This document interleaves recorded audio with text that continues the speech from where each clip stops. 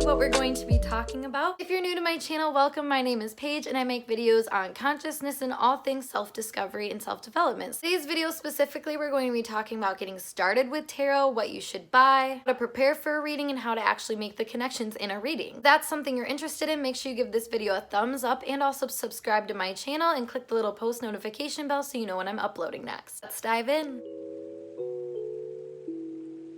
If you don't know what tarot is already, I actually already made a video on it, learning the basics about what tarot is and how you can use it for self-discovery. So I'll link that video above and below so you can check it out beforehand so you can get an idea of what tarot really is. But anyways, when you're getting started with tarot cards, obviously you need a deck. There is a superstition they have to be gifted your tarot decks or steal them or something like that, but I don't buy it. I didn't get cursed or have any bad vibes when I bought my decks, so I'm pretty sure you'll be in the clear if you want to do that. So you'll want to get a notebook so you can write down what you find. Really practice reading the energies because it's very helpful to go back and see how you interpreted energy in comparison to what was actually going on, you know, hindsight being 2020. Preparing for the actual reading or ritual, what I normally do is prepare myself by tuning inward, getting into a mindful, receptive mode. It was all about connection, about your connection to the divine, to yourself, to your higher self, to the world around you, and of course to your question and to the tarot card that you have. So the key to all of this is awareness. If you've been on my channel, you know that that is the key to everything. So if you're not familiar with mindfulness or just the contrast between your higher self and your ego, really going to be something you'll want to differentiate before going into tarot, because discerning your ego and intuition is a huge part of understanding and interpreting tarot. Anyways, getting started with my ritual, I always start off with a few deep belly breaths to really get myself grounded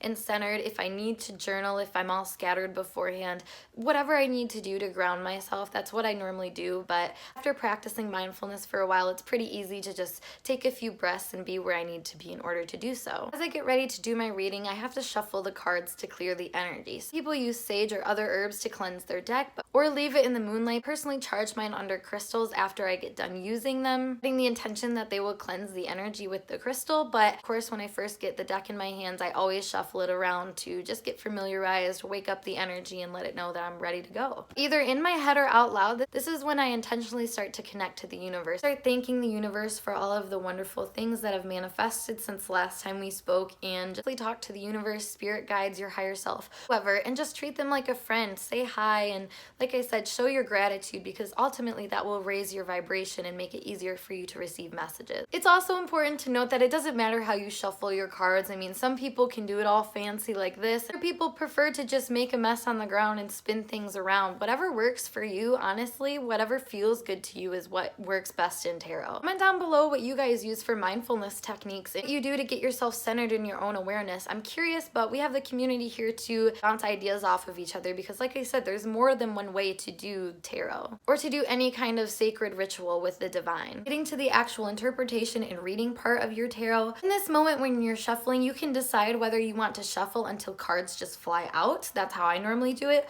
Or you can shuffle until you just intuitively feel like you can stop, and you can either glide the cards to select, or you just pick from the top, bottom. Like I said, however you want to do it. In that time that you're shuffling, just make sure that's when you're setting your intention, you're asking your specific question. Some people use spreads and pull cards according to those specific structured questions. However, I just pull as I go. Like I said, I talk to the divine in a way that's really friendly and really just chill, so try not to build the pressure too much and make myself more nervous and make things more serious than they need to be. Now it's time that you have a card pulled and you need to interpret it. So there's two ways that you can go about reading tarot. One is the way suggested for beginners, how you're ultimately going to be able to learn. The second way is more what you can work towards as you start studying tarot more. So the first way to read tarot is to select your card and to feel it out. Seriously feel out the energies. Look at the expression on the person's face in the card. Look at how many people are in the card, what kind of colors they have on, what kind of color the background is, and noting what kind of animals are in the card, and just the overall scene and energy are the most important things to take note of. Just all of the things in those cards are actually symbols, archetypes, and really just triggers for your brain to connect to certain types of energy. So it's actually really interesting, but innately you'll just start to pick up the kind of energies that the art on the card is trying to convey to you. It's important to note that when you're reading a card, you could get messages from the divine in many different ways. Personally, I felt physical symptoms. I've had random thoughts come into my head, random feelings come up. Actually, it's worth looking into the clairs, clairaudient, clairsentient, clairvoyant, and claircognizant, because those are actually the skills that you're wanting to develop in this time that you're reading tarot. But truly, like I said, it just comes back to the awareness, because all of those abilities are just abilities of being able to like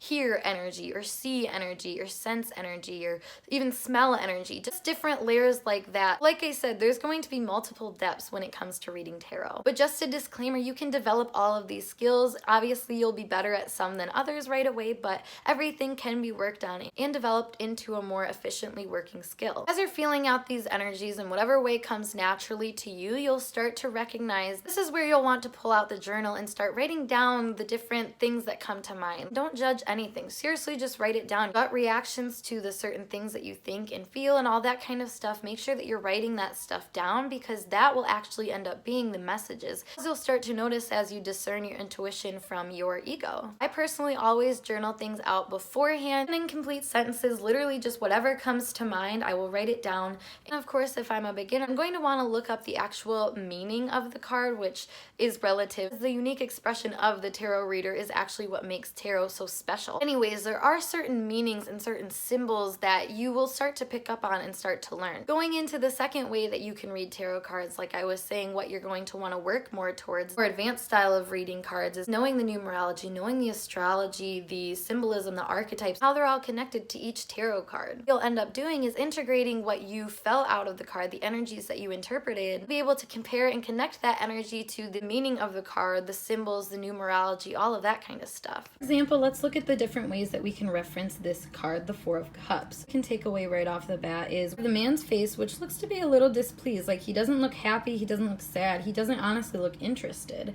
But we have this cup, we have 4 different cups here, 3 are upright and 1 being presented to him by a ghostly hand in a way. With the colors, with it being blue and green, it has kind of a calming vibe. Not really chaotic, it's pretty chill at this point. If I was doing an energy reading for today for my intention, I would just say that, you know, today is going to be a day where I can sit back and decide what I want to deal with, what I want to feel, what I want to experience, and what really just sounds good for me. This word intentionality just popped into my head. This tree here probably representing growth, and these just seeming like they're choices. It feels like, you know, being smart and being mindful about your choices is what the energy would be from just looking at this card. A different way to interpret this, I guess a deeper way of looking into it, is noting that the energy of 4 is about stability, foundations, it's about family, structures. And with cups symbolizing water, emotions, intuition, combine the energy of the 4 and the cups and realize that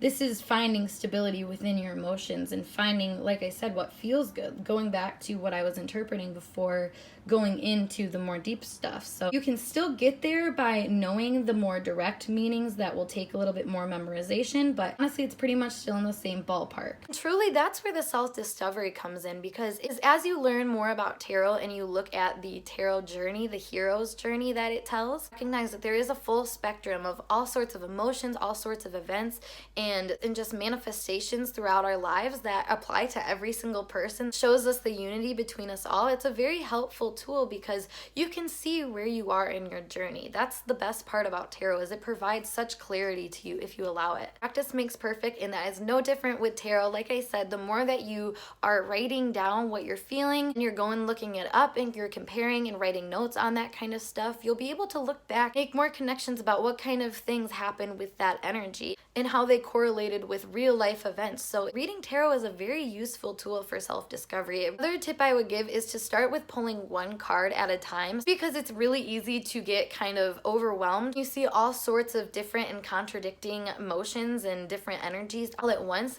It really can be can make it a lot harder than it needs to be. So like I said, go easy on yourself, do things at your own pace, and trust yourself. That is truly key as you're developing your tarot reading skills and really any kind of psychic ability. Your awareness is key. It's like you're shining your energy, your attention on something, and that will make it expand. So have at it, guys. I'm really happy to be able to make this video for you. Again, if you like this video and want to see more content like this, give it a thumbs up. Of course, subscribe and turn on the little post notification bell. I am always active on my Instagram, WordPress. Make sure you're checking those out, link down below, but I hope to see you guys in a later video. Bye for now.